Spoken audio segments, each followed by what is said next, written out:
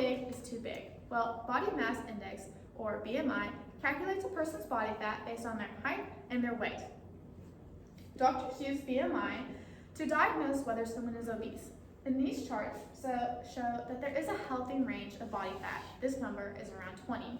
However, if someone's BMI is 30 or higher, they are considered obese. Through my research, I have found that obesity is not only a problem in the United States, but a problem around the world. It diminishes someone's way of life and also puts them at risk for health concerns. Obesity is becoming more common. However, it is preventable. I want to help people by giving them the information so they can keep a long and healthy lifestyle. Today, I'm going to convince you that simple changes in your life can help prevent the effects of obesity. Let's begin with the health risks. Why is obesity a problem? Well, it's considered an epidemic, and according to Geraldine Budd, who wrote in the American Journal of Nursing, 35% of adults and 16% of children are considered obese. Also, ethnic minorities, lower income households, lower education levels are at a higher risk for obesity.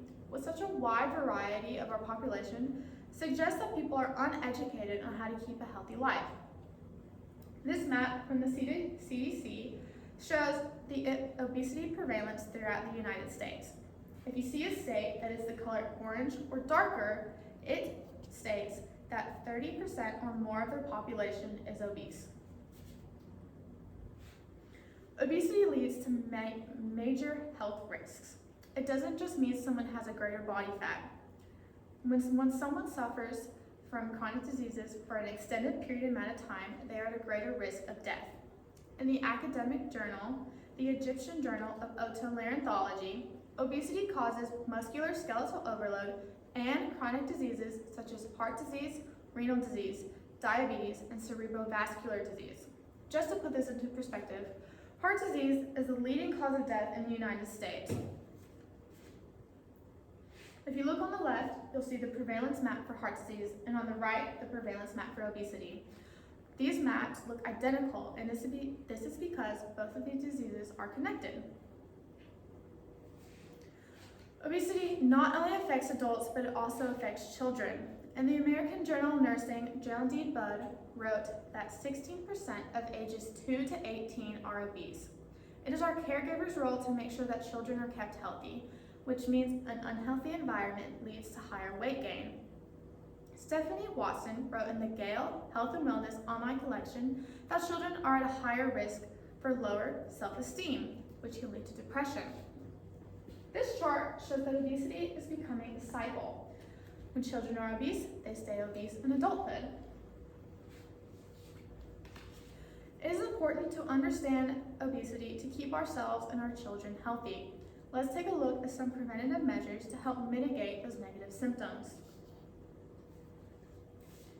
Simple changes in activity level are a great way to prevent obesity. Resistance training is any kind of training that builds strength. For example, this can look like a resistance band or maybe squats in your bedroom. Some people argue that exercise is taking too long or it's too expensive to go to the gym. However, it doesn't have to be complicated. You can start slow.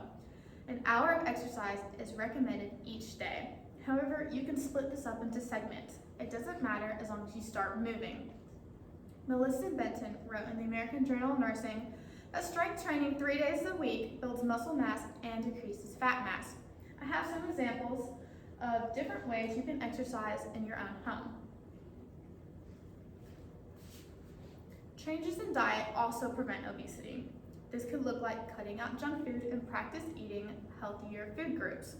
Begin by snacking on fruits instead of candy, or have cheat days once a week or once a month. Healthy whole foods such as grains, fruits, and vegetables is recommended by the Women's Health Advisor and reduces previously mentioned health risks. You'll see the USDA regulated MyPlate, which tells you how much to eat and what to eat at each meal. However, it doesn't have to look as boring and uniform as this picture. It can also look like this one on the right, which looks appealing and yummy to everyone. Practicing a good sleep schedule is recommended. Roger Smith wrote in the Gale Health and Wellness Online Connection that inadequate sleep affects metabolism and the frontal lobe, both parts of the brain that dictate impulse control. This makes it easier to binge eat or eat foods like candy. Also, metabolism is what makes food into energy, which means a slower metabolism and more eating equals weight gain. I suggest getting into the habit of regular sleeping 7 to 8 nights a week.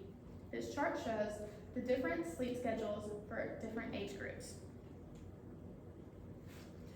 To wrap things up, I've discussed the health risks of obesity and solutions to prevent it. I challenge you to put these solutions in your everyday life. Snack on strawberries instead of Cheetos. Go for afternoon walks. Try to go to bed at least 7 hours before you have to get up in the morning. Then I challenge you to share what you have learned with your loved ones. Good job!